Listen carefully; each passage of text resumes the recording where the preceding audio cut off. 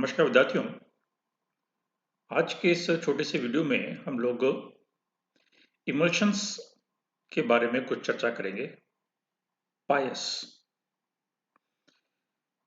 Colloidal state या colloidal solutions के बारे में अपनी चर्चा चल रही है। कुछ उसके बारे में अपन बात कर चुके हैं और colloidal solution of solid in liquid यानी सोल्स, इसके बारे में हम चर्चा कर चुके हैं। और आज एक और तरीके के कोलाइडल सॉल्यूशन के बारे में चर्चा करेंगे जिसे हम इमल्शंस कहेंगे, अर्थात solution of liquid in liquid. ठीक है, द्रव में कोलाइडल सॉल्यूशन। तो यहां पर हमारा ये सिस्टम इस तरीके का है, यानी कोलाइडल सॉल्यूशन इस तरीके का है जहां पर परिक्षिप्त अवस्था और परिक्षिप्त माध्यम, क्योंकि यहाँ पर आप जानते हैं कोलाइडल सॉल्यूशंस में हम लोग विलेय और विलायक के स्थान पर परिक्षिप्त अवस्था और परिक्षिप्त माध्यम शब्दों का प्रयोग करते हैं। तो यहाँ पर कोलाइडल सॉल्यूशंस यानी इमल्शंस के बारे में हम बात कर रहे हैं। उन इमल्शंस में परिक्षिप्त अवस्था या वितरित अवस्था और परिक्षिप्त माध्यम या वितरण माध्यम,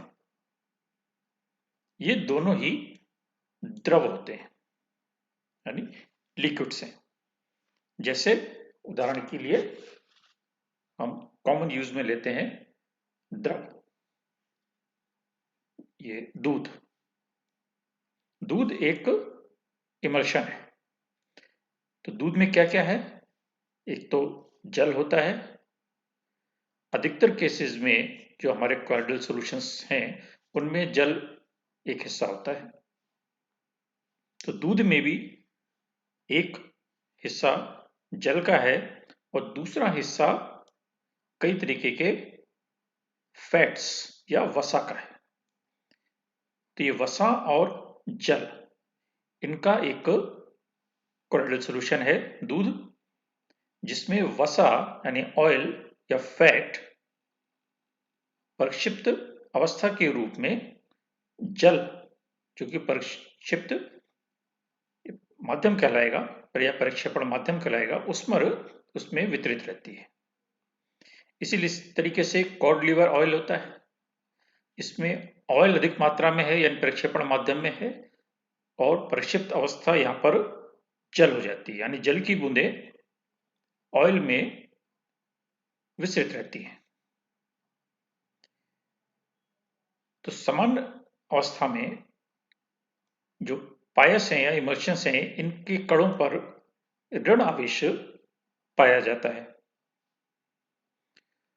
और इनका डी इमल्सिफिकेशन भी किया जा सकता है, अर्थात इमल्शन बनाने के पश्चात इनको वापस अलग अलग दोनों द्रवों में किया जा सकता है, तो वो डी इमल्सिफिकेशन कहलाता है।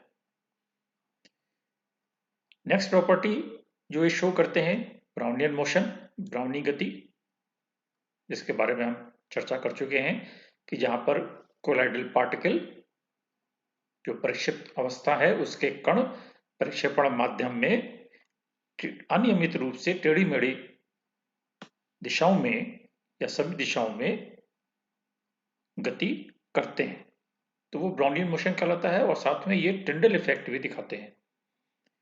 टिंडल इफेक्ट की बारे में भी हम चर्चा कर चुके हैं। टिंडल प्रभाव, जहां पर यदि हम प्रकाश की एक किरण कोलाइडल सॉल्यूशन में से पास करें तो हमें कोलाइडल के कण घूमते हुए दिखाई देते हैं। तो ये ब्राउनियन मोशन और टिंडल प्रभाव, ये दोनों ही इमल्शंस दिखाते हैं, इनकी प्रॉपर्टीज। तो ऐसी स्थिति में हम कह सकते हैं कि पायस या इमल्शन एक विषमांगी तंत्र है। सारे कोलाइडल सॉल्यूशन विषमांगी तंत्र हैं, तो इसलिए पायस भी एक विषमांगी या हेटेरोजेनियस सिस्टम है जिसमें एक अमिश्रणीय द्रव बूंदों के रूप में दूसरे द्रव में उपस्थित रहता है। एक सेंटेंस में, एक लाइन में यदि हम इसको परिभाषित करना चाहें तो, और इनके कणों का आकार लगभग 0.1 से 1 माइक्रोन के मध्य होता है। लेकिन कई बार ये पायस या इमल्शंस स्टेबल नहीं होते और कुछ समय पश्चात इनको रखा हुआ छोड़ दें, तब ऑयल और वाटर यानी वसा या फैट जो हम ले रहे हैं और जल ले रहे हैं, ये दोनों लेयर्स अलग अलग हो जाती हैं। तो ऐसी स्थिति में उनको स्थायी बनाने के लिए हम एक और सरफेस एक्टिव एजेंट साथ में और मिलाते हैं, ठीक है, या इमल्सिफायर जिनको हम कहते हैं, पायसी कारक, जो कि इमल्शन बनाने में सहायक हो, ये और मिलाए जाते हैं। इनका कार्य क्या होता है कि ये जो,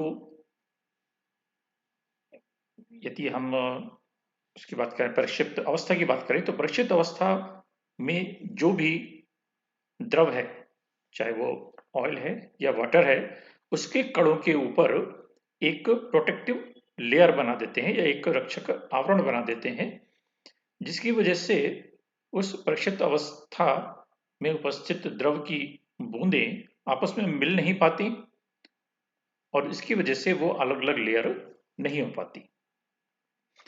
तो एक स्टेबल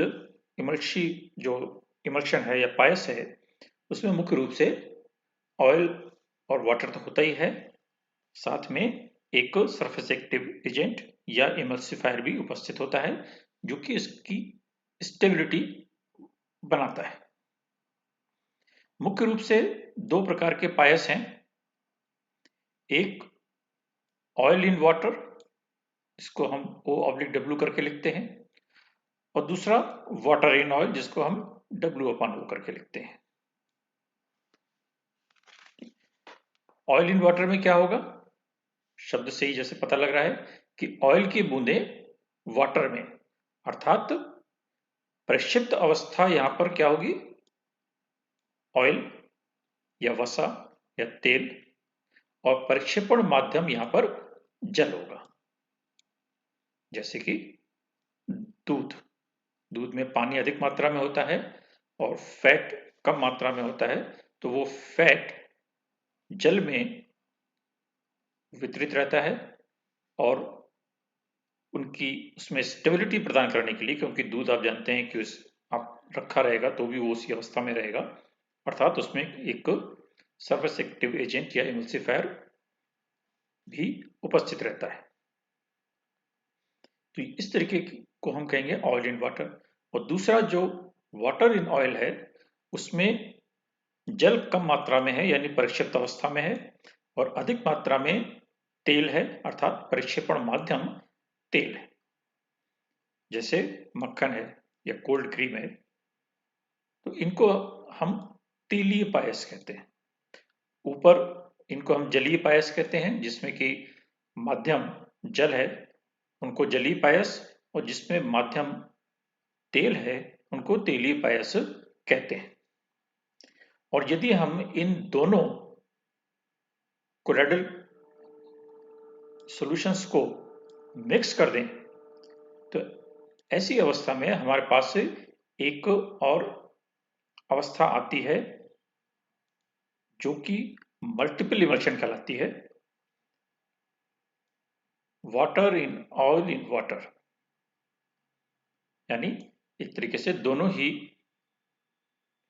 कोलोइडल सॉल्यूशन या दोनों ही इमल्शंस उसमें मौजूद रहेंगी, दोनों की प्रॉपर्टीज में मौजूद रहती हैं।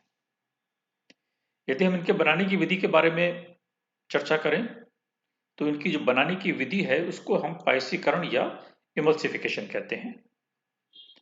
और सिंपली हम इसमें ऑयल और वाटर को मिलाकर एक विलोडक की सहायता से या एक रोटेटर की सहायता से या एक एजिटेटर की सहायता से उसको मिलाते हैं।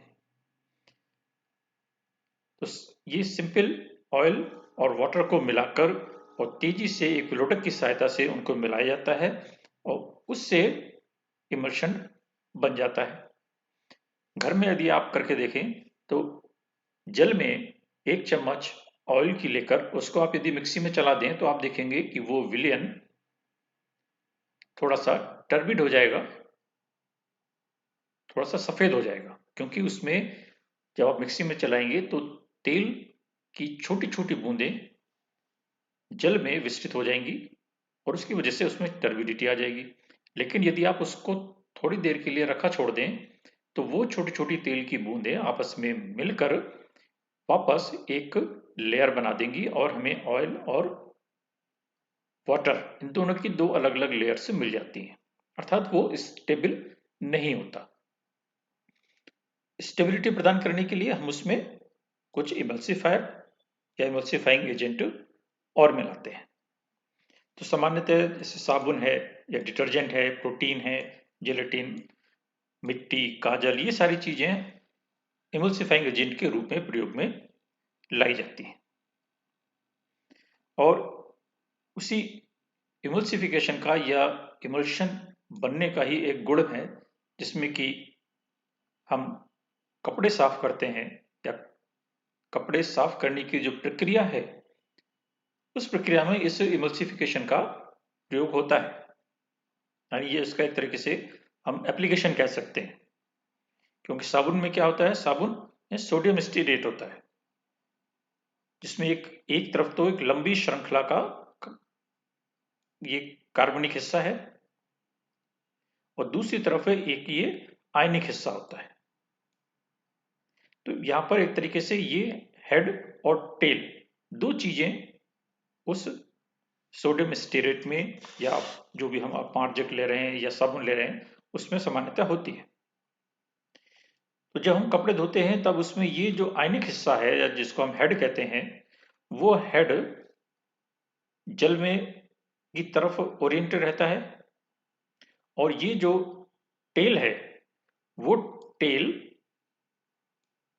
किसकी तरफ, दूसरे हिस्सा जो है वो ऑयल की तरफ ओरिएंट रहता है या ऑयल और मिट्टी की तरफ। तो यहां पर ऑयल की तरफ मिट्टी के कण ऑयल के साथ या जो ऑयल का हिस्सा है इसके साथ एक इमल्शन बना देते हैं और जब हम कपड़ों को रगड़ते हैं तब वो मिट्टी के छोटे छोटे कण, आप देखते हैं ना जैसे साबुन गंदा हो जाता है, तो वो गंदा होने का तात्पर्य है कि उसका इमल्शन बन गया। जो लंबी श्रृंखला युक्त टेल वाला हिस्सा था उसमें मिट्टी के कण आकर चिपक गए हैं, इमल्शन बन गया है। और जब हम उनको रगड़ते हैं तब वो मिट्टी के छोटे छोटे कण आपस में मिलकर बड़ा कण बना देते हैं और नीचे बाल्टी में या वॉशिंग मशीन में नीचे बैठ जाते हैं। तो यदि आप थोड़े समय जल को, उस गंदे जल को रखकर आप उसको डिकेंट करें या उसको निकालें तो आपको नीचे मिट्टी के कण दिखाई दे जाएंगे। तो ये हमारा एक क्लीनिक एक्शन कहलाता है, जो कि एक अच्छा एप्लीकेशन है इमल्सिफिकेशन का। यदि हम इनको पता करना चाहें कि इमल्शन दिया गया जो है वो किस तरीके का है, ऑयल इन वाटर है या वाटर इन ऑयल है, तो इसके दो तरीके हैं। एक रंजक विधि होती है। रंजक या डाई आप जानते हैं, जैसे कपड़े डाई करते हैं तो डाई एक कार्बनिक यौगिक है जिसको यदि हम मिलाते हैं जल में तो वो एक विशेष कलर प्रदान करता है। तो दो अवस्थाएं हमारे पास हैं, ऑयल इन वाटर और वाटर इन ऑयल। तो यदि वाटर इन ऑयल है, सामान्यतः ये डाई क्योंकि कार्बनिक कंपाउंड होते हैं तो इसलिए तेल में विलय होते हैं। कुछ डाई ऐसी होती हैं जो कि जल में भी विलय होती हैं। तो यदि हम कोई एक ऐसी डाई लें जो कि जल उसमें ऑयल में विलय, तेल में विलय कोई रंजक हम लें और उसको उस कोलाइडल सॉल्यूशन में मिलाएं या इमल्शन में मिलाएं, तो यदि वाटर इन ऑयल का रंजक है यानी ऑयल अधिक मात्रा में है तो वो रंजक उसमें आसानी से घुल जाएगा और कलर प्रदान कर देगा। लेकिन अगर ऑयल इन वाटर टाइप का है तो वहां पर ऑयल की मात्रा कम है और ऐसी स्थिति में हमको कलर प्राप्त नहीं होता। तो इस तरीके से हम एक इंडिकेटर मेथड के द्वारा पता कर सकते हैं। और दूसरा है एक चालकता विधि या कंडक्टिविटी मेथड। इसमें यदि ऑयल इन वाटर टाइप का इमल्शन है जहां पर वाटर अधिक है तो उसकी वजह से कंडक्टिविटी या चालकता उच्च होती है। और यदि वाटर इन ऑयल है, यानी जहाँ पर ऑयल की मात्रा अधिक है, वाटर की कम है, तो वहां पर चालकता उसकी कम होती है। तो रंजक विधि द्वारा या कंडक्टिविटी मेथड के द्वारा हम ये ज्ञात कर सकते हैं कि दिया गया इमल्शन ऑयल इन वाटर है या वाटर इन ऑयल है। उपयोगिता एक आपको पहले बताई दी कि कपड़े धोने के लिए, यानी जो इसका क्लीनिंग एक्शन है उसमें इमल्सिफिकेशन की प्रक्रिया काम में ली जाती है। शरीर में पाचन की क्रिया है, यह भी पायसीकरण द्वारा या इमल्शन बनने के कारण ही संपन्न हो पाती है। सौंदर्य प्रसाधन, कोल्ड क्रीम, लोशन वगैरह आदि यूज किए जाते हैं, वो सारे इमल्शंस हैं। दूध, मक्खन, कॉफी, ये सारी वस्तुएं इमल्शंस हैं। दूध के स्थायीकरण के बारे में हम अभी चर्चा की थी, तो वहां पर कैसीन एक पदार्थ होता है जो कि इमल्सिफायर या उसको स्थायित्व प्रदान करने के लिए उसमें उपस्थित रहता है। तेल और वसा के पायस का उपयोग चमड़ा उद्योग में किया जाता है। पेंट, वार्निश और कई तरीके की चीजें हम दैनिक उपभोग में लेते हैं, वो सारी इमल्शंस के अंतर्गत ही आती है। और इसी में एक और प्रक्रिया होती है डिमल्सिफिकेशन की या विपायसीकरण की। एक पायसीकरण, इमल्शन का बनना, और विपायसीकरण, इमल्शन का टूटना, अर्थात वापस उनका अलग अलग करना। तो पायस में जो हमारे दो अवयव हैं, ऑयल और वाटर, इन दोनों को पृथक पृथक करना विपायसीकरण कहलाता है। जैसे हम दूध व दही को मथते हैं तो मक्खन निकल आता है, तो दूध में से या दही में से मक्खन का निकालना ये विपायसीकरण है, जहां हम एजिटेशन के द्वारा या उसको मथ कर हम उनके कणों को मिलाकर बड़ा करके अलग कर देते हैं। या आप लोगों ने देखा होगा कि जो दूध है उसको क्रीम निकालने के लिए या फैट निकालने के लिए कई दुकानें होती हैं। उन दुकानों पर उस दूध को एक यंत्र होता है, उसमें उस दूध को तेजी से घुमाया जाता है, यानी अपकेंद्रण की या सेंट्रीफ्यूगेशन की अभिक्रिया या प्रोसेस किया जाता है, तो जिसके द्वारा उसमें जो क्रीम है या फैट है उसके कण अलग हो जाते हैं।